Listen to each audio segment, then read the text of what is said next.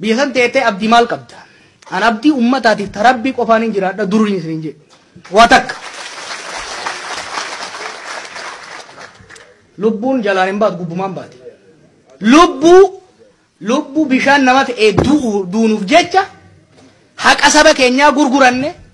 لبو سوداني مالك أم بيتمني أبداً أدي إذا الرومان جلاني تونو kanaaf abbaan fedhe waan fedhe oo kafidu taate Oromiyaa keessaa isin bahu ummata kiyyarraa isa takku takkan fagaadhu dhugaa ummata keenya haqa ummata keenya karaa dhugaatiin tarsiimoodhaan qabsaa'uu itti fufna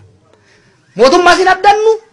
nama biraa tokko abdannu isin ummata keenyaa fi rabbii nu kalaqe qofa abdanna jechuudha kana ammoo hojiidhaan mirkaneessinee jira kana hojiidhaan mirkanaa'ee jira jechuudha ummanni keenya godaannisa waan qabuuf hoggana isaa jala dhabamsiisuun waan beekamaa tureef ana qofaa miti abbaan fedhe waan tokko yoo biyya san balatti buusuu barbaade malee hoggana Oromoo tokkotti bu'a jennaan